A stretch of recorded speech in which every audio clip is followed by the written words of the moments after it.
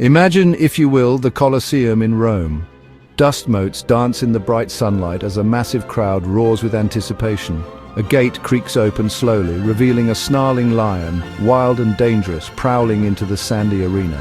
The spectacle is ready for thousands of eager eyes to witness the unfolding drama.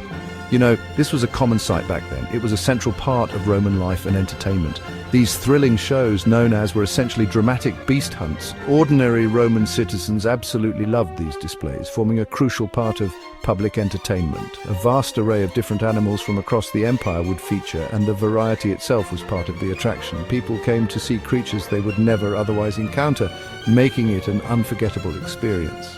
The emperor himself often paid for these grand games as a clever way to gain popularity, keeping the Roman people happy and content. The sheer scale of these events was often enormous, with thousands of unfortunate animals sometimes killed within a single day's bloody events. Providing such entertainment was almost a duty for rulers, showcasing their wealth and power. The danger in the arena was incredibly real for everyone involved in the combat, not just perilous for the animals. The hunters, known as, or also faced death, confronting this grim possibility every single time they stepped out. The crowd watched, completely breathless, caught between horror and excitement, admiring their skill and applauding their bravery. Rome imported an astonishing variety of wild animals. Majestic lions were often brought from North Africa, while fearsome tigers undertook long journeys from distant Asia. Large, powerful bears were captured in the forests of northern Europe. Even exotic crocodiles and heavily armored rhinos made appearances. Elephants, leopards, and wild boar were also common. The empire's reach made this possible. Displaying global power, capturing these magnificent wild animals was an immense undertaking, involving incredibly difficult and very dangerous work.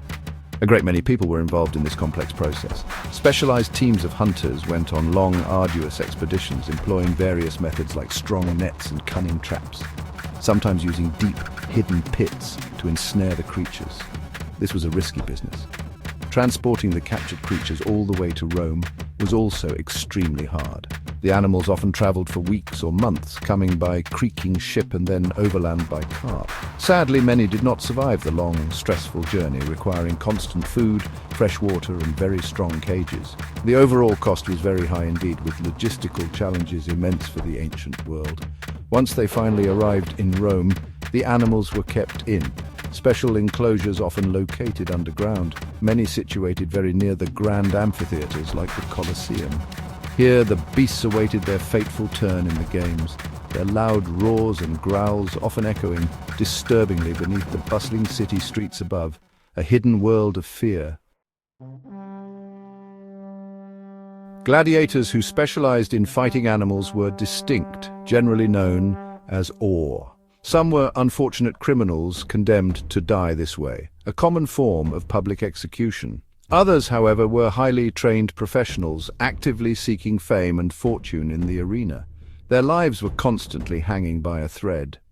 The training for these men was very specific and incredibly tough, as they diligently learned how to use a variety of different weapons effectively. Long spears were quite common for keeping a safe distance, crucial when facing a charging lion or bear. Bows and arrows were also used for ranged attacks, and sometimes whips and even burning torches could be employed to control or enrage the beasts.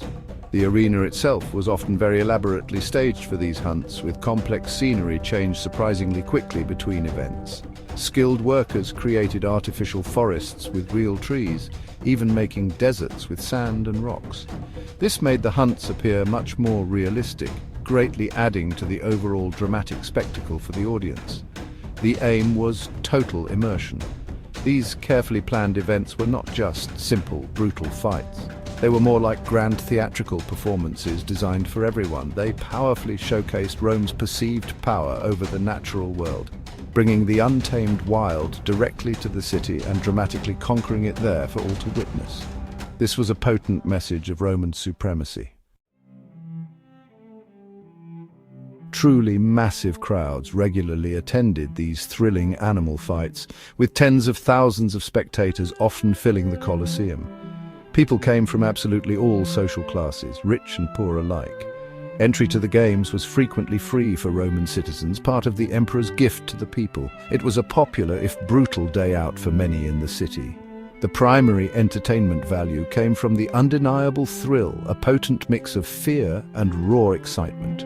Romans witnessed a display of their empire's dominance, a very public demonstration of control and power.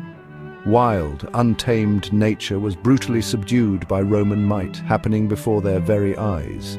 This was a powerful message about civilization conquering savagery.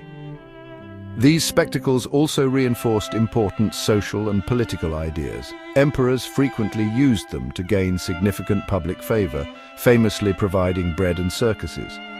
This policy helped keep the large urban population distracted and aimed to keep them broadly loyal to the regime.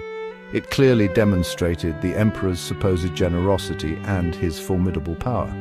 Today, we understandably view these practices as incredibly brutal. However, for many ancient Romans, it was quite normal. This clearly shows their very complex culture and values. They deeply admired skill, courage, and grand spectacle. Understanding this dark side of Rome helps us see their world more clearly, its complicated legacy, now part of our shared human history, a reminder of different times.